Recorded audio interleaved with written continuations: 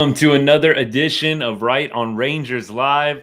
Getting right into it tonight after a 3-2 Rangers loss to the Minnesota Twins to open up this four-game series at home. Kind of a boring game, if we're being real. The Rangers scored early. Twins answered almost immediately. And from that point on, not a lot of runs were scored in this one. Pitchers duel pretty much from cover to cover. A run gets squeezed across in the top of the ninth inning by the Twins.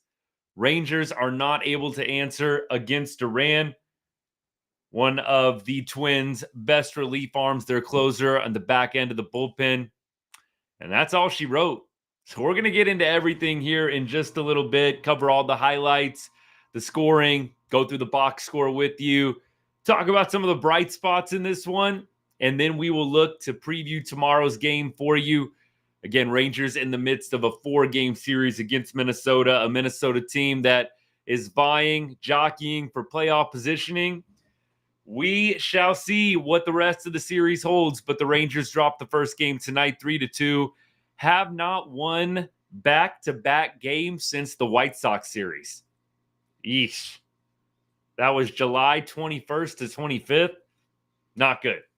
But before we get into it, here at Right on Rangers, we cover everything sports, but we put a big emphasis on all the teams we love from the great state of Texas, including the Rangers, and especially the Rangers during baseball season.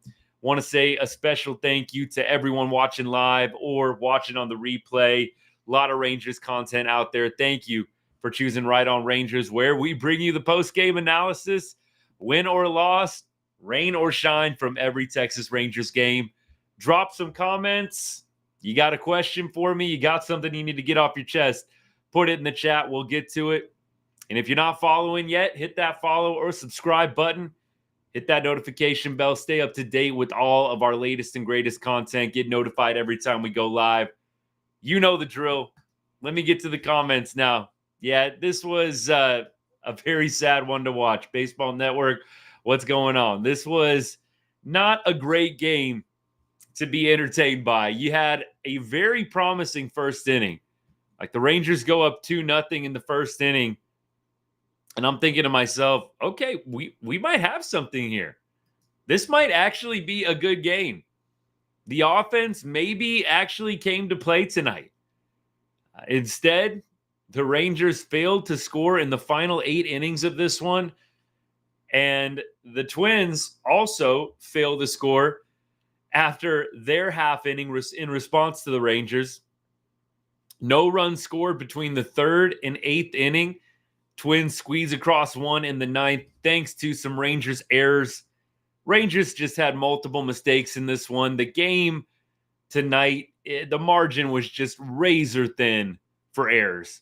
You had both pitchers, for the most part, on. The Rangers, I think, did waste some opportunities tonight offensively against Bailey Ober. But Cody Bradford was dealing. Rangers bullpen was sharp.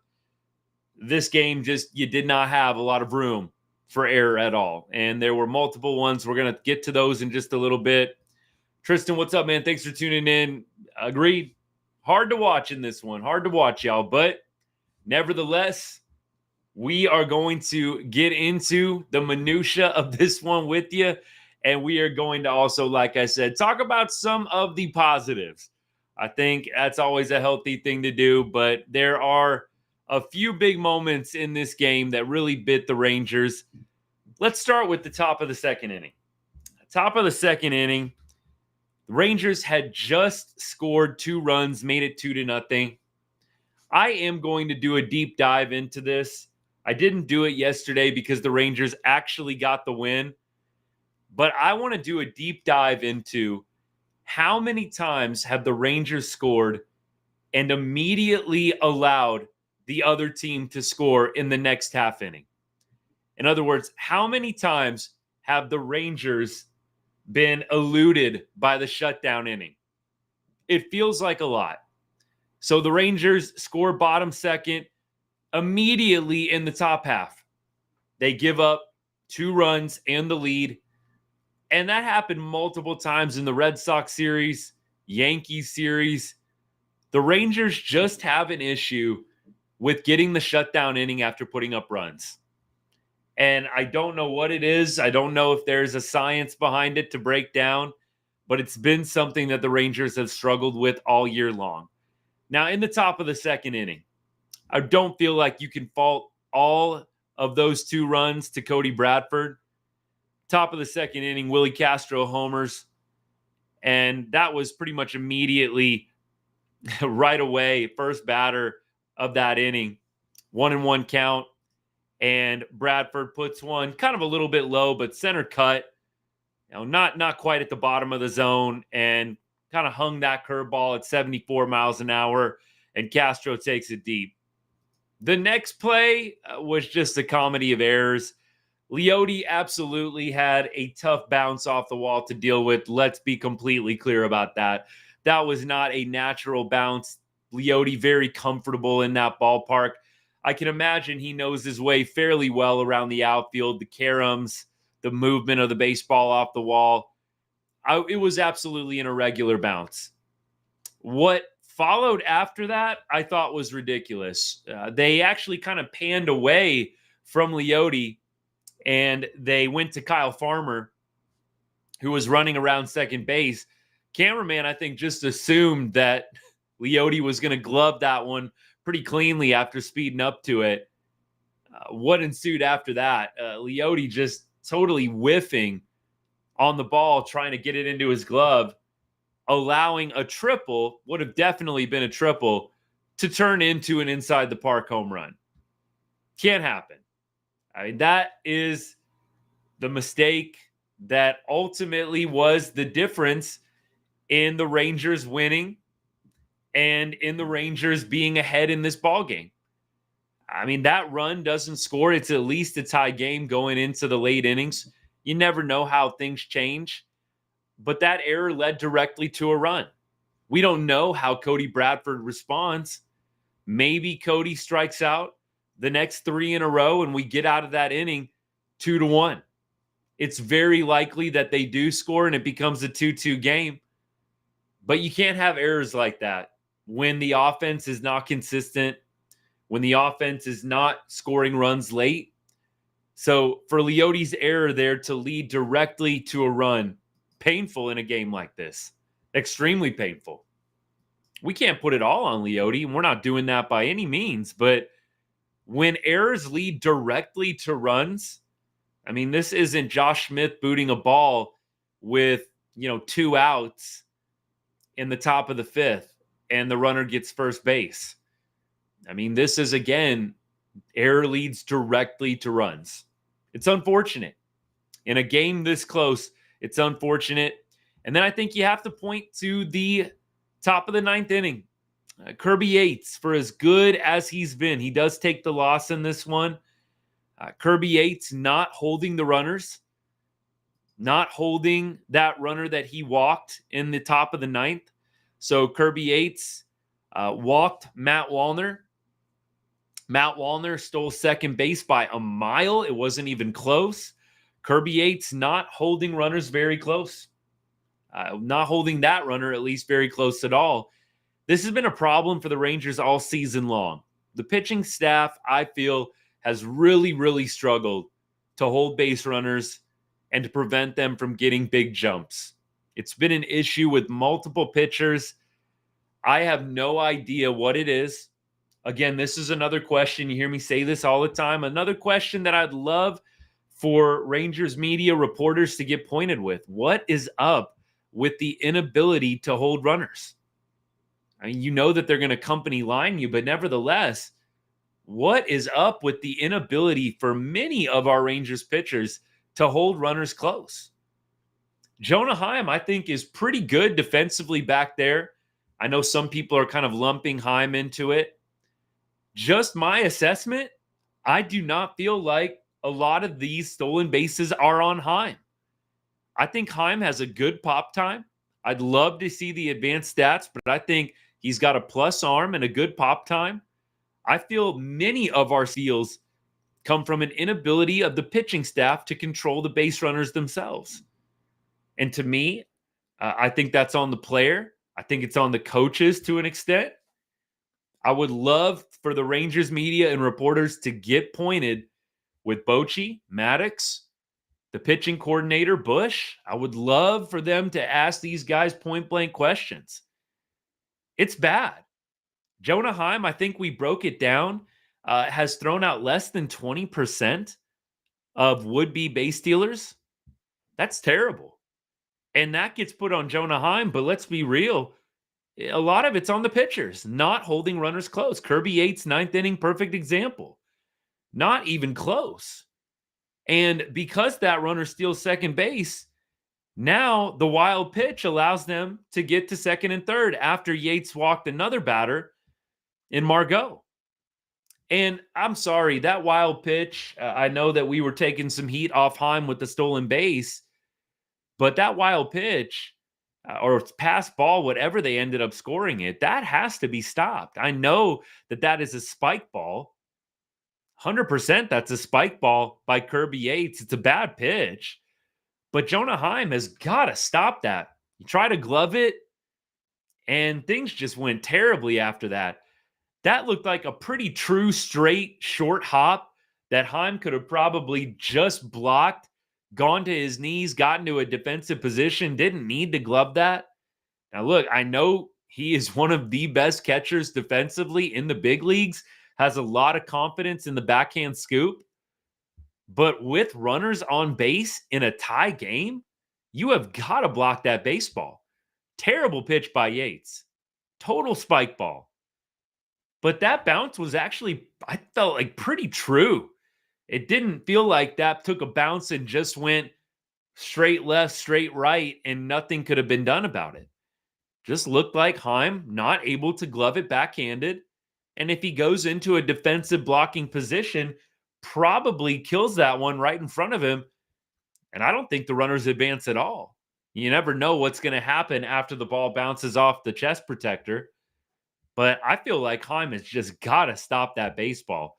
So I don't put the steal on Heim by any means. But that ball that gets away from him, he has got to block that baseball. And that is the difference in the game. It is. Those are really the three plays. Leote fumbling the ball out there in center field. Kirby Yates not holding runners on base. And Jonah Heim whiffing on a backhanded scoop. And there are all the Rangers runs that they allowed tonight for the most part. The home run, pretty much the only true one in the top of the second inning, the solo shot. Other than that, I feel like the Rangers basically gave away the last two runs that the Twins scored tonight. Is what it is. We definitely, and I'm seeing some comments on TikTok here. G Regulator, what's up, man? What's going on? Blaine, what's going on? If you guys are still tuned in.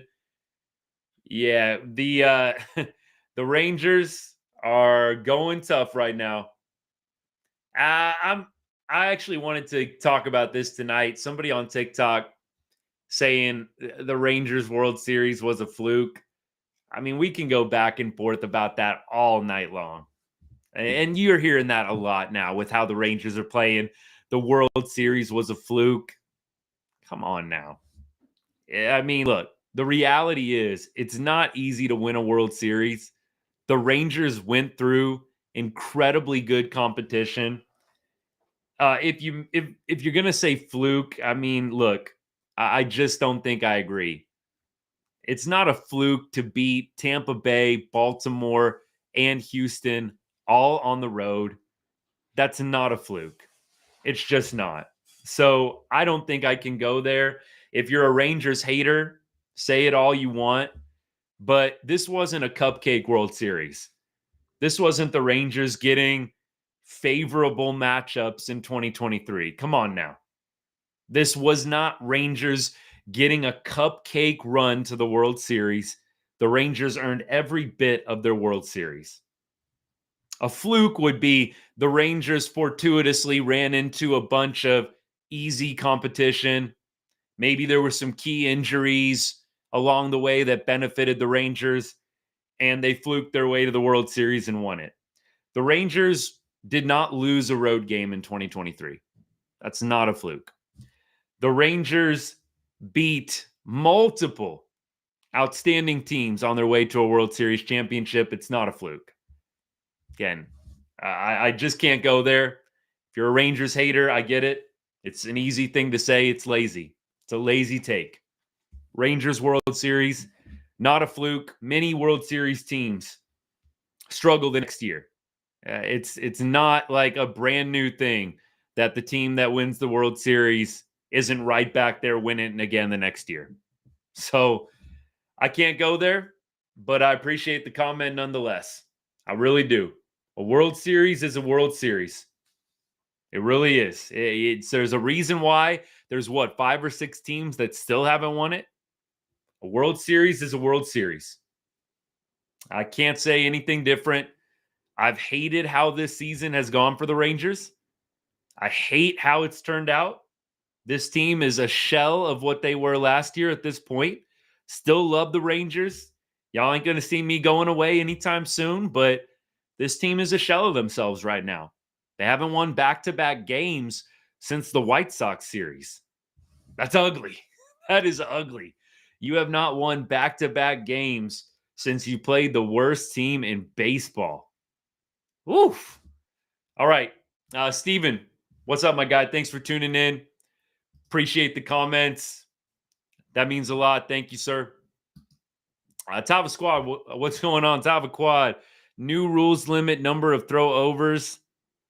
Yeah, that doesn't help. That's true. So for anybody on TikTok, I know you guys don't get the benefit of the comments that I put up on the screen sometimes from YouTube and everything like that. But someone commented on YouTube that the limits on how many times you can throw over hurts. I do agree. But that being said, there are guys and there are teams with better numbers against the steal than the Rangers. There are catchers that are throwing out more than 20%. I think Jonah Heim is something like, again, a 15% guy when it comes to catching would-be base stealers. There are guys with considerable better percentages than that. So I do agree in that the rules that limit how many times you can try and pick off, I think they have contributed to the Rangers' struggles with holding on base runners, but other teams I think have adjusted and done a much better job than the Rangers have holding guys on. So I think at some point that does come down to coaching. It's on the players to an extent, but I think it's also on the coaches to figure out how can we limit base stealers like some other teams around Major League Baseball have been able to do. It's not like everybody is allowing steals at an 85% success rate like the Rangers are. Would-be Steelers are 85% successful. That's terrible. That's like candy to a baby, seriously. So I can only go so far with the excuse of new rule change, but I agree it has played some part. Let me see here. Langford should not be DH. I would have rather Jankowski play center tonight. Look, I think that Langford definitely is a guy that enjoys playing out in the field. Some guys are like that. They need to play in the field in order to have a good all-around game. Not everybody is cut out to be a DH. A lot of former players have talked about this. It's not easy to be a DH. I know it feels like it is. Oh, all you got to do is bat. That's all you got to do. It's more complicated than that. You don't have the ability to make up for anything you're doing at the plate out in the field. There's a lot of pressure for you to get hits as the designated hitter. There's more pressure, I think, on that than almost any other position, minus the guys that are getting paid big bucks. Some of your big contract guys, they always have that pressure with them. But I just don't think it's an easy spot to play consistently. But it was clear the Rangers tonight were trying to get some guys some rest. So you had Seager out tonight. That doesn't help. You guys know how I feel. Kind of a pet peeve for me. I just do not like it when we rest people the very first game of a series, especially coming back home. First game coming back home. You know the fans want to see Corey. I mean, I get it. You got to rest him at some point, and it's a brutal stretch of games. Rangers don't have an off day till a week from today. So they play 6 more games. They don't have another off day till next Thursday. So I get it. Siegs was going to rest at some point. It's just a pet peeve of mine. Patrick, what's up, man? Hey, I'm assuming you're talking about the World Series run last year. Corey Seager. He's my GOAT. I mean, he's absolutely my GOAT. Love Corey. I would say this year he's starting to catch fire. Little bit of an up and down start for him with the injury and the surgery at the beginning of spring training. But Corey Seager goated 100%. Can't deny it. Two-time World Series MVP. Only 4 people in Major League Baseball history have ever won 2 World Series MVPs. Are you kidding me? You can't take that away. It's another reason why I just don't buy into the fluke thing. That it's just an incredibly special run the Rangers went on. They were elite.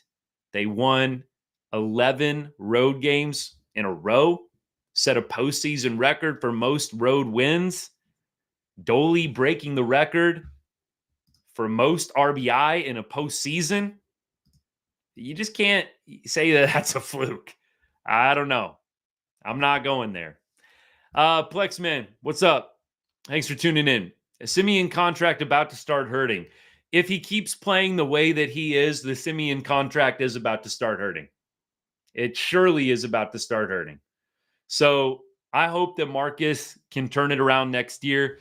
Sometimes guys have a down year and they come back the next year firing on all cylinders.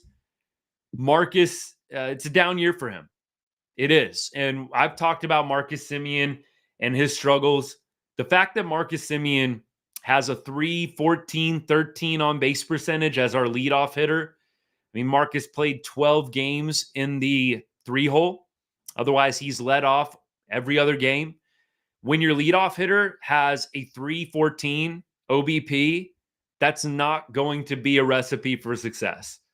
Marcus has got to figure out a way to get on base more. Whether it's walks, whether it's hits, it doesn't matter. You have got to get on base at more than a 31%, 32% clip when you are a leadoff hitter. That number has to be closer to 35, 40% clip getting on base every time you step up to the plate. They have got to depend on Marcus to set the table. He did tonight, so we're not taking tonight away from him. Simi was 2 for 5. We talked about on our video, our reel that we put out earlier today on our short, how Marcus hit Bailey Ober very well. He was 5 for 9 against Ober coming into this one. I think he improved that to 7 for 11. So Marcus hit Bailey Ober very well tonight and in his career. So he set the table tonight. You wish you could see more performances like this from Simi.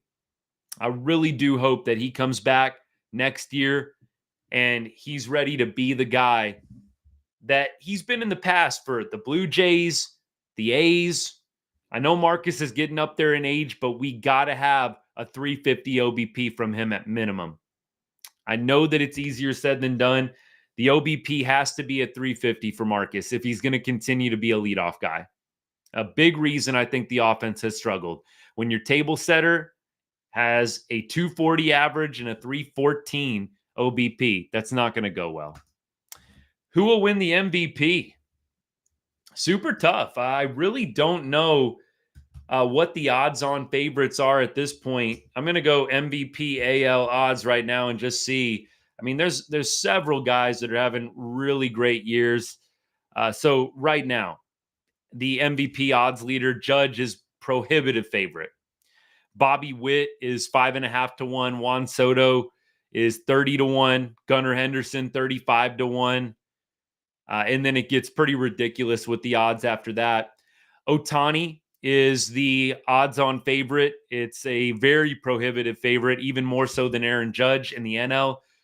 Ketel Marte is 8.5 to 1. Bryce Harper is 65 to 1. Ozuna and Dela Cruz are each 65 to 1. So it looks like the front runners, Judge and Ohtani. Shocker, right? But Judge and Ohtani, favorites, I would go with them. I think that they will most likely win MVP. The Cy Young, I think, could get a little more interesting in the NL. Is Skeen's going to be able to pull it off? He's lost, I think, 2 straight starts. We'll see what happens. Back to Rangers, though. Yeah, finding new ways to lose. John, what's up, my guy? Thank you for tuning in. Yeah, the Leote error that led directly to a run in the top of the second. The wild pitch, Jonah Heim allows. I think it does go down as a wild pitch in the box score, but I kind of give that one to Jonah Heim if I'm being honest. Jonah Heim could have blocked that baseball. I think he would tell you that he could have blocked that baseball. He tried to do the backhanded glove work, and it didn't work out. And it gets past, sets up second and third, and a sac fly then wins the game. Adolis definitely had a great game. He had a phenomenal game, 3 hits. He's been on a tear of late. You got to give him his props. Dolly, now, if we look at his last 7 games, the numbers are very good. Dolly's hitting 500 in his last 7 games. Hitting 500 in his last 7. That's phenomenal. That is absolutely phenomenal. 500, 14 hits in your last 7 games, averaging 2 hits a game, 2 homers, 6 RBI. Dolly is on a tear right now, and I'm glad to see him bring it back home from the East Coast. So can't put much of this game on Dolly. He had the RBI in the top half. I think, again, though, if we're just being real, in the bottom of that first inning, in the bottom of that first inning, the Rangers wasted an opportunity. The Rangers had a chance to break this game wide open. Josh Young gets the sac fly. Look, at least you get a run there. But you got bases loaded, 1 out in a 1-0 game. It's time to break that sucker open. And that is what the Rangers needed to do to win this game. They needed to break this game wide open in the bottom of the first inning, and they didn't. You get a little sac fly. The big hit has just eluded the Rangers at times. It didn't last night, but consistently, the big hit has eluded the Texas Rangers, along with the ability to get the shutdown inning, which I'm going to do a deep dive on. I know I keep saying that. I'm going to do a deep dive. What is the percentage? How many times have the Rangers had a shutdown inning when the opportunity presents itself? It doesn't feel like very often late. It barely happened in the Boston series. I think it happened once or twice in the Yankee series. It's not common, and that's not good. Another reason why the Rangers are where they are right now. Now, let me go through a couple of other things that I wanted to go through, and then I'm going to get back to comments here. I think we would definitely be remiss if we didn't bring up some of the great bullpen performances tonight. Pennington pitched a great 8th inning. I love what I'm seeing from Pennington so far. Back-to-back, very, very quality outings from him. I hope this can be something that continues. We could use a guy like Pennington in the bullpen. This year, obviously, is probably not going to be relevant in terms of doing anything special, but next year, to have a guy like Pennington throwing well as a lefty out of the pen, 100%, I hope that next year he can be a piece for us back in the pen. Leclerc, 2 walks tonight. Didn't love that, but did get out of the inning without giving up a run or a hit.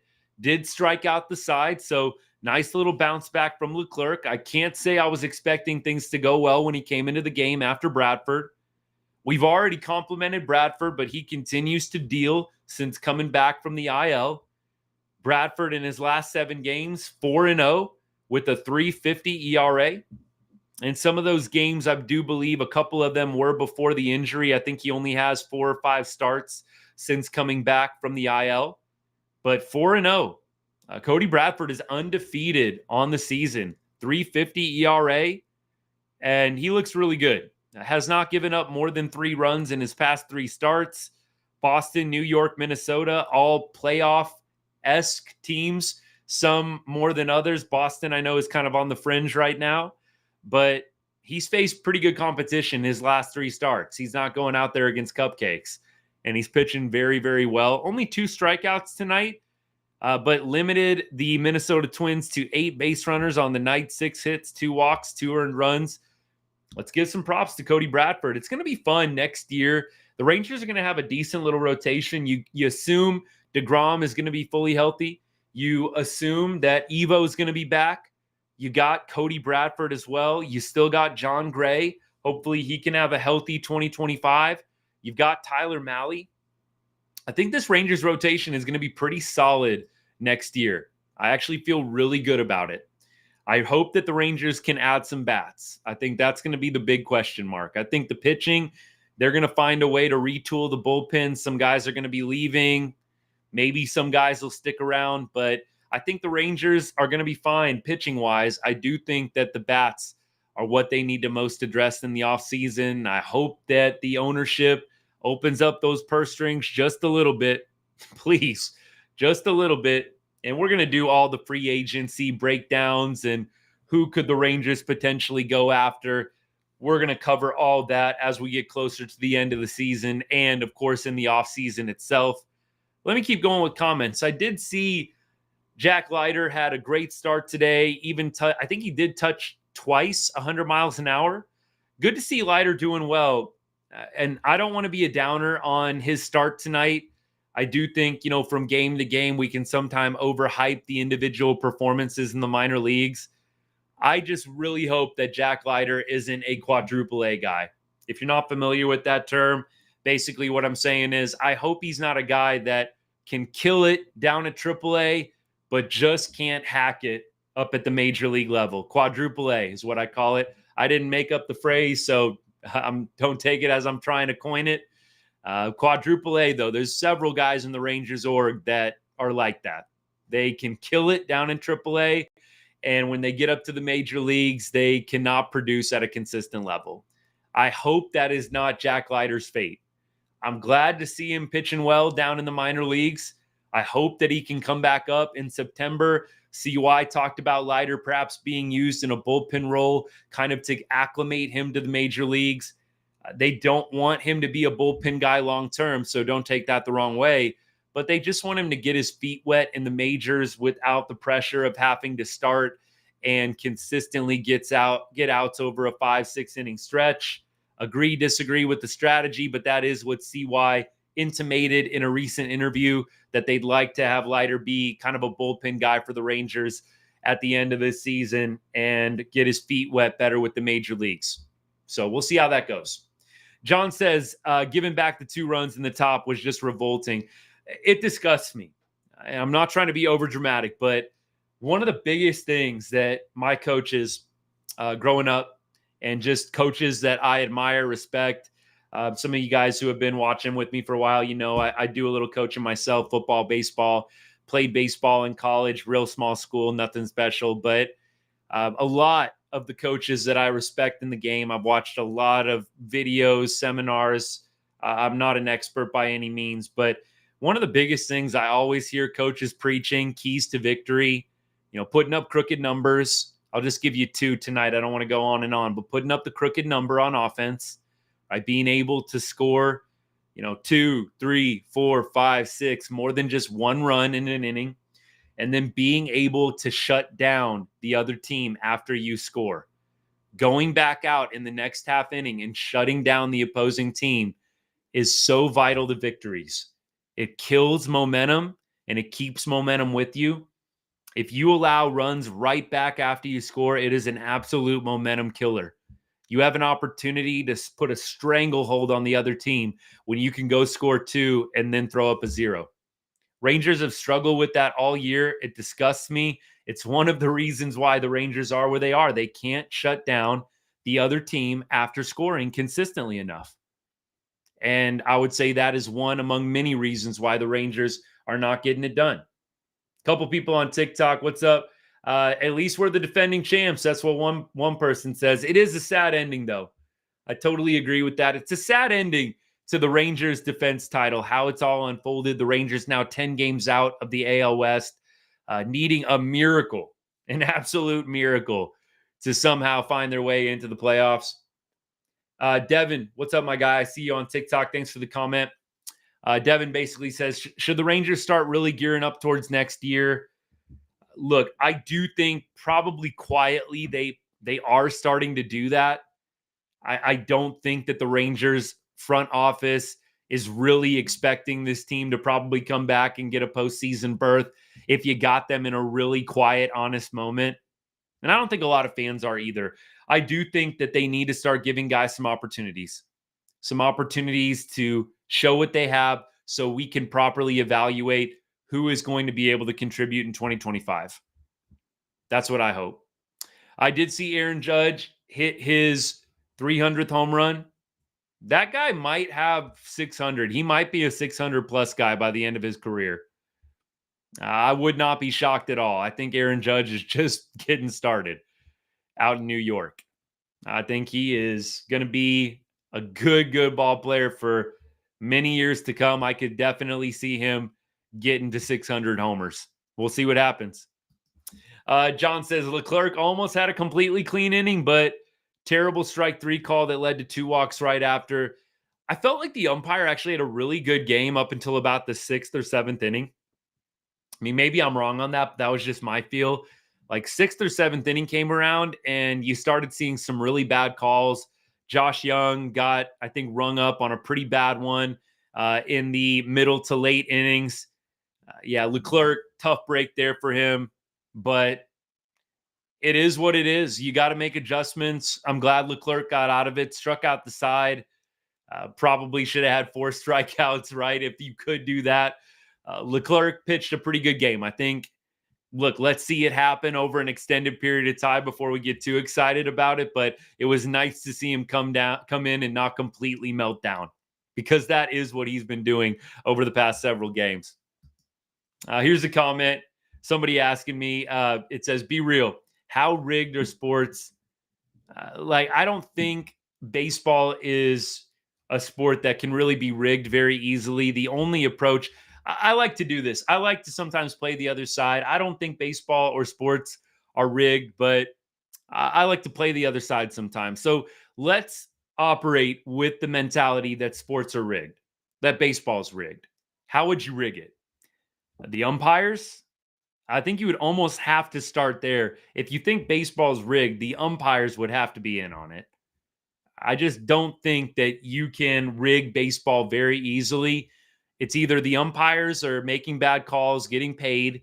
And again, we're not saying that I'm not saying that I believe in this, but I'm just saying if you were to take that perspective, it's got to be the umpires. That's the only way you could really rig a baseball game, unless you're telling the pitcher to go out there and just throw lollipops right down the middle every time. But you see baseball players pumping 99, 100. I don't think you can really rig that. Now, other sports, I don't know. Other sports is a little bit more difficult. I don't know, but I think baseball, if we're just sticking to baseball, kind of hard to rig. John, I do agree. I'm ready to see some call ups in September. That's always a fun time. The rosters expand and you get to see some guys come up and get a chance to contribute. We'll see where the Rangers are at. I think if they're able to whittle the division lead down to that 5, 6, 7, I think 5 or 6, it's got to be. I think 7 is still probably too much.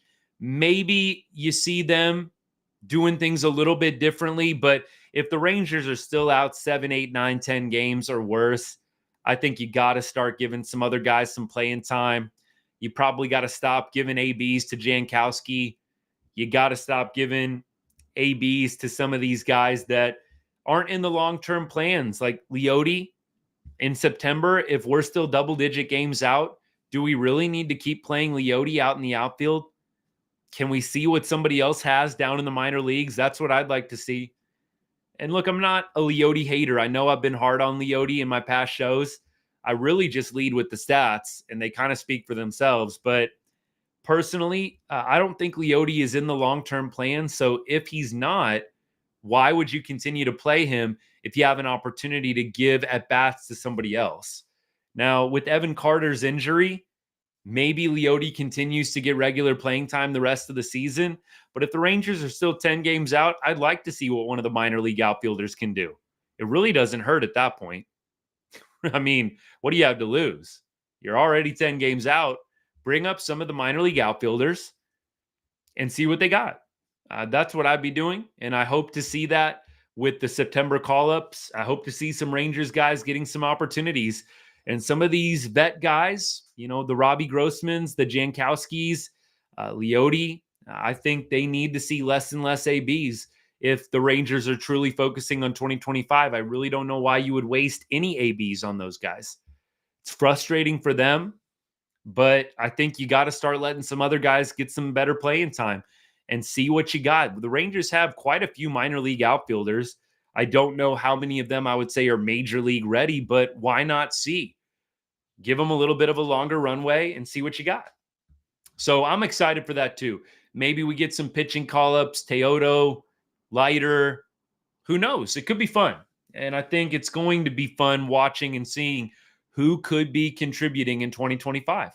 Pennington, I like what we're seeing from him. I hope that Pennington can be a lefty out of the pen next year. We'll see. Let me go to the box score and just kind of put a bow on this one, as I like to say. Runners in scoring position, 1 for 6, 9 guys left on base. So I'm telling y'all, the Rangers had opportunities against Bailey Ober tonight. They just did not take advantage. And you had to take advantage in that first inning. I felt like you had to score more than 2. You had bases loaded, 1 out in a 1-0 game. A ball in the gap puts you up 4-zip. I know we can't just magically snap our fingers and get an extra base hit from Josh Young, but if there was ever a time for him to get that big knock, it would have been nice to bust that game wide open tonight in the bottom of the first inning. Go up 4-zip, give Bradford that big cushion, changes the whole complexion of the game, honestly. We had a few other guys get hits tonight. Nate Lowe hitting 3-spot, 1 for 4. Young, 1 for 3 with an RBI, the sac fly in the bottom of the first inning. Jankowski, 1 for 3. Heim, Leote both go 0 for.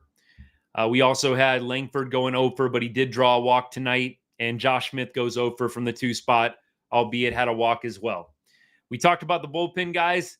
Leclerc, Pennington, great outings. Kirby Yates got into a little bit of trouble with the walks, which he has been prone to do. Big moment in the game was allowing the stolen base with not holding the runner on. Kirby Yates, mistake there from him. Jonah Heim, not able to block the spike ball from Yates. You put it on both of them. Bad throw by Yates, bad pitch, but Jonah Heim got to block that. I mean, that pitch that he allows to get back looked like it bounced pretty true, pretty straight. Jonah trying to backhand it, didn't work out. And then Leote fumbling around with the baseball out in center field. Those 3 plays, difference in the game. Difference in the game, unfortunately. Yeah, I think that Dreiling is probably still a ways away. I don't think any of the guys from this draft are going to be on the fast track like Wyatt Langford, unless they just mash down at high A or rookie ball. I don't think we're going to see a lot of fast tracking like we did with Wyatt. Could be wrong, but just my prediction there. I think they're going to have a little bit of a longer track for some of these recent draftees, but I think Wyatt Langford was an exception. I mean, maybe a couple of the Tennessee guys. I know we drafted Dreiling's one of those guys. I know we drafted a couple of SEC guys, and maybe those guys could be ready sooner than the others, but we'll see what happens. You know what I want to check out, which I don't know if I'm going to be able to do. Yeah, I think I can do it on the fly. I want to do a little Brock Porter update with you guys. So Brock Porter was in that Kumar Rocker Leiter draft, and I haven't heard much about Brock Porter this year. He's definitely one of our higher prospects. So Brock Porter, I almost wish I wouldn't have looked it up, but the dude right now, 0-4 with a 6.98 ERA, only 8 games this year so far. And right now he is at, looks like, is he at A level? I think it's at A level. Maybe I'm wrong on that. Yeah, A level, it looks like. A plus, it says. So high A. He's at high A right now. All right, sorry, kind of hard to read MILB.com, but Porter not having a great minor league year right now. And he was one of the guys that I think was pretty highly touted coming out of that draft. Kumar Rocker, obviously Jack Leiter, the big names, but Brock Porter having a tough season. That's unfortunate. Didn't expect him to be major league ready or anything like next year, but just was curious. But kind of wish I wouldn't have looked up those stats. Jeez. Tristan, let's go Rangers. I agree. Let's go Rangers. My goodness. Difference between 3-1 count and 2-2 on umpire discretion is huge. If you know baseball, you see it. Yeah, I think that's going back to our umpire discussion, if I'm not mistaken. But, the umpires do have such a big sway in some of these games. I agree. In baseball counts, if you know the game, the difference between a 2-2 count and the 3-1 count is absolutely huge. Having a 3-1 count is everything as a hitter because they don't want to walk you. They don't want to put you on. They might throw you an off speed pitch, but it's going to be somewhere near the plate. But most times you're getting a fastball on 3-1, 2-2, you're getting anything. It's anybody's guess what you're getting in a 2-2 count. So I totally agree. I would really want to see the umpires at least have the benefit of a challenge system. And when I say that, I mean, I want to see managers and batters be able to challenge certain calls like they do in AAA. I think it'll take some pressure off the umpires. Look, I mean, the field umps already have a little pressure off. Hey, if I got it wrong, that's why you got your replay, right? I mean, I know that the managers still give them crap. Like, dude, why are you making me use a replay on this? Come on. It's obvious, right? You still see that. But the field umpires have a little bit of some grace because of the challenge system. I'd like the home plate umpires to be able to have that as well. Somebody on TikTok, Barry, what's up, man? They say, what are the Rangers' chances next year? I think solid. I don't think the Rangers are going to be odds on favorites next year, but I don't think that the AL West, I don't think any team in the AL West is just a cut above everybody else. Houston is on a good run right now, but they're getting older. They've got some free agency stuff coming up. Houston's going to be good next year. Like, I'm not saying they're going to fall off a cliff, but I don't think Houston has enough talent to just run away with the division. You saw that this year. Yes, they were dealing with some injuries, but I think the Rangers are just as talented, and I think they will reload. I think the Rangers are going to have a great opportunity next year to be competitive. Hopefully, they can get off to a better start, and hopefully, they will be at full strength and not have to deal with as many injuries, especially to the pitching rotation. So, Barry, I do feel like the Rangers are going to be good next year. I think actually 2025 was always going to be a more competitive year than 2024. I always have felt that way. I know other Rangers people have felt that way as well. And that's just something that I think you're going to have to see play out if you don't believe me. But a healthy DeGrom all of 2025. Again, you've got healthy Malley all of 2025. You've still got Cody Bradford, John Gray. You've still got some very quality arms. Evo, I think, is going to be back next year. I think he loves playing for Texas, loves Chris Young. I think we'll have Nate back. So, look, those 5 guys I just named, that is an incredible rotation. Maybe we can get some of the one-year guys who are on expiring contracts to stick around on a team friendly. I think it's going to be tough, especially a guy like Andrew Heaney. Andrew Heaney wants to go get that 3-4 year deal somewhere. I mean, I would if I was in his shoes. You're only going to get so many chances at a multi-year contract playing Major League Baseball. I think Heendog is probably gone. I would love if he stuck around, but I think if he does, it's going to have to be a team-friendly deal. But I think the Rangers have very good chances next year to be competitive. Guys, we got to start wrapping things up here, but I am going to go to the matchup for tomorrow. So in tomorrow's game, the Rangers are going to be throwing Andrew Heaney, speaking of. And the Twins, I believe, if my computer will cooperate and load for me, going a little bit slow tonight, so my apologies. But the Twins, it looks like, are throwing Woods. Really long name. Simeon Woods Richardson. 3.78 ERA on the year. Don't think the Rangers have a lot of ABs against him, if at all. But Simeon Woods Richardson throwing for the Twins tomorrow, Friday night game. And we will have, Andrew Heaney going. And Andrew Heaney has been pretty good in his last several outings. By the way, Robbie Grossman, the only guy with at bats against Woods Richardson. Andrew Heaney, though, in his last 7, let's talk about it. Last 7 games for Heendog, 4.08 ERA, 1-3 record. Last 3 starts for him, been a little bit up and down. I think he had a great start against Houston on August 5th. The New York start was a little up and down. So we'll see what we get from Heaney tomorrow at home. I'd love to see the home splits for Heaney. We'll see if he pitches any better at home versus on the road. Home games, 3.55 ERA for Heaney. Away games, 4.41. So Heendog likes pitching at home. We'll see if he can get the job done for us. the Twins against Andrew Heaney. You've got Farmer with the home run, 286 average and 7 at-bats. You've got, looks like, a couple other guys with double digits or close to it. Margot is 0 for 8. Santana, the first baseman, also 0 for 8. Vasquez, the catcher, 1 for 10.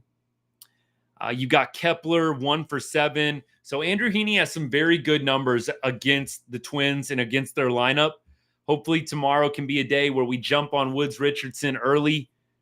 Woods Richardson has only started 21 games in his major league career, so still very, very green. And in his last 7 starts, he's 0-2 with a 4.46 ERA, coming off a very good start against the Guardians, 7 innings, 2 earned runs. Before that, against the White Sox, 4 innings, 9 base runners, 3 earned runs. Before that, against the Mets, 3 1/3, 6 earned runs. So I think that Woods Richardson is a guy that we can definitely get some hits off of and score some runs against. Easier said than done for this Rangers offense, but I think tomorrow's game is there for the taking. You got Heendog on the mound, loves throwing at home, 3.55 ERA at Globe Life Field, going against an inexperienced pitcher. Hopefully the Rangers bats with Corey Seager back in the lineup can take advantage. Aaron, I've kind of thought about this as well. Man, are they just not playing enough Creed in that locker room? Is that what's going on with the Rangers right now? That's another hard-hitting question that needs to be asked. Like, did you guys just stop playing Creed? Is that why you're sucking right now? Do we need to have Creed show up to Globe Life and just give y'all a personal concert? What do we have to do here? I mean, I don't know. I'd be trying anything at this point. If you got to fly in Creed to get this team a jump start, do it. Please. That's funny, though. I've actually been thinking about that. When they played the Creed music at the White House, the orchestra-style Creed, I was thinking about that. I'm like, maybe that is the problem. So, Aaron, great minds think alike, my friend. Appreciate you tuning in tonight. Hey, guys, we got to call it. We got a few other things to do this evening, but we're going to be back tomorrow night to break down everything. Appreciate all y'all tuning in. If you're not following, you're not subscribed to the channel, please do so. Hit that follow, subscribe button. Hit that notification button as well. Get notified every time we go live. Keep up to date with all of our latest and greatest content. If you know somebody as well that loves the Rangers, that's a big baseball fan, please tell them about the channel. Tell them about Right on Rangers. Share this video with them or share one of my short vids with them as well. Put those out every single day. I really appreciate you guys. I'd be really grateful for that. Somebody on TikTok, couple last second comments here. Vernon, what's up? Rangers bullpen is overused. They should have re-signed Monty. I don't know if I would have re-signed Monty. The price, I think, was too high, and Monty really hasn't been that good this year. So I'm glad that they didn't pay a steep price for Jordan Montgomery. I do agree the bullpen is a little bit overused. I do think you're going to see some wear and tear. I think Robertson is probably a little bit fatigued at this point. Kirby Yates hasn't shown those signs yet, but I think he's probably getting a little bit overused right now as well. We'll see what happens. All right, y'all. Thank you again for the comments. Appreciate you guys. We'll see you tomorrow about the same time. I really do think that the Rangers could have had this one. Like my boy here says, we could have put the Twinkies away pretty early, but it was not meant to be. That inning where we loaded the bases, the bottom of the first, 1 out, bases loaded. You got to get that gapper. You got to get that kill shot, especially with that Rangers offense being as inconsistent as they are, and it just didn't come. Is what it is. We are on to tomorrow. We are here faithfully, guys, every night, rain or shine, win or loss, bringing you great post-game coverage of the Texas Rangers. We love them. They're down bad right now. We don't love watching all of these stinkers, watching all these losses, but we do love the Rangers and always will, and we'll keep on showing up. And as I always say, God bless. Go Rangers. Appreciate all the kind words tonight. Thank you, guys. That means a lot. All I did when I first started this channel, I just want to get good people together talking Rangers baseball, talking sports, talking ball in general, and I think we're accomplishing that. So truly, thank you, guys. Hope you have a great